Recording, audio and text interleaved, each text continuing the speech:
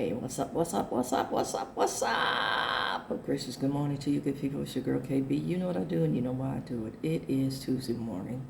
It's August 11th and it's 3:49 in the a.m. And this is part 2 of a video, which I've entitled The Sophie Cunningham Drama. Okay, now part 1 I gave you my pedigree so you can understand that I do understand sports. Okay, and the reason I'm bringing it to your attention is because Sophie and Caitlin Clark, who are teammates, are the poster children for MAGA. They've courted MAGA, and they're getting MAGA responses to everything that they do. So,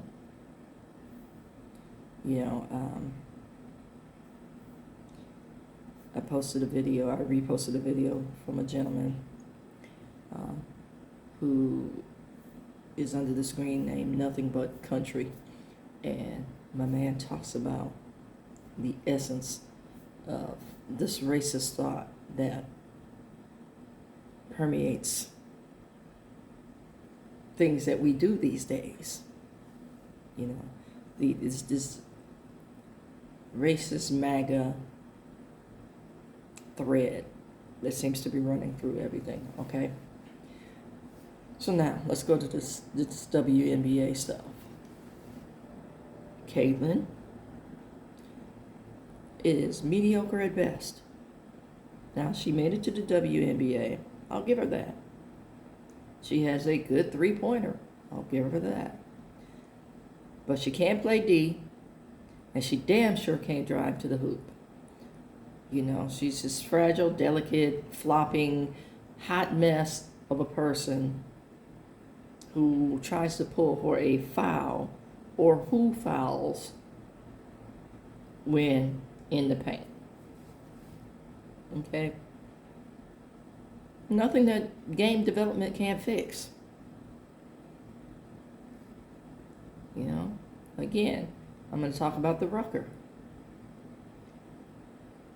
Go learn the game.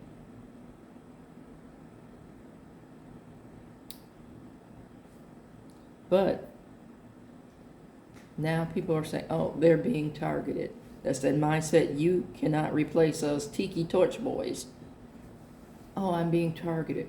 No, you just don't have that side of the game. It's rough in the paint.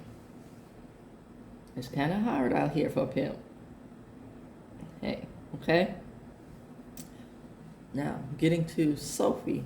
Sophie has been very, very vocal about her thoughts, feelings, and,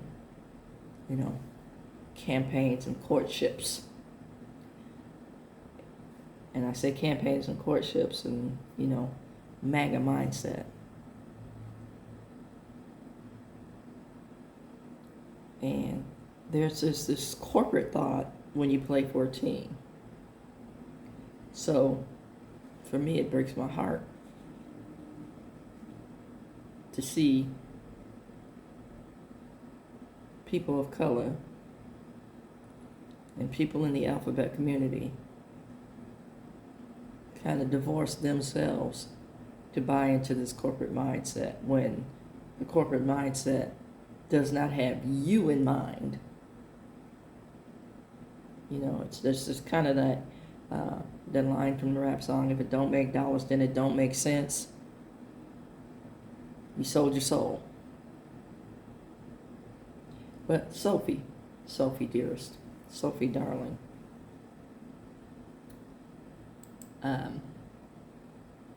everybody's talking about the foul from Dejanay Carrington. It was an ugly foul, but it was a foul. It happens. It happens. But see, what people aren't saying, because they're fixated on, they're picking on the poor little white girl. That's the whole mindset, and you've courted that mindset. until, let's go back to last season. You committed, Sophie, you committed the exact same foul against J.C. Sheldon. There was not a whole lot of noise then. And then, I believe Dejanay and JC are now teammates. And now, since the foul has happened to you, can't say, don't know, that it wasn't intentional or reenactment or teammates getting together and saying, hey, first chance I get. Can't say that. And there have been instances of that intense level of rivalry. Ask anybody that's ever played against the Detroit Pistons back in the day. Can't say it wasn't that. Okay? Don't know. It was an ugly foul. But you did the exact same thing. Then, so now that Dejanay said, oh, that's white privilege, you jump up and holler, don't make this about race. Which brings me to my point, you can't have it both ways.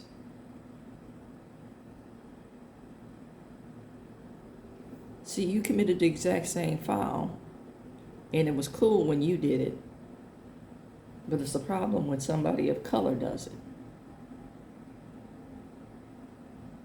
Exact same foul. I mean, almost identical in actions.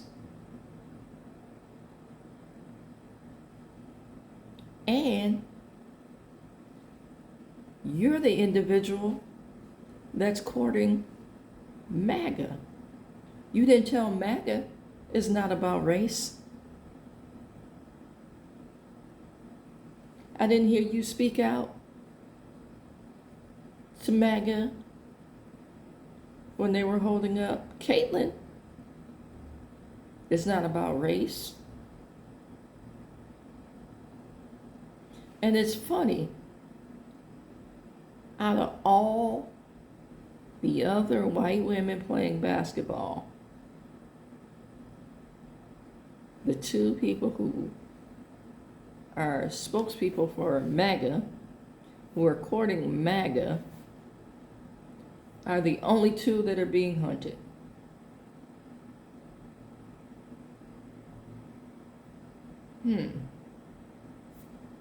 I'm just saying.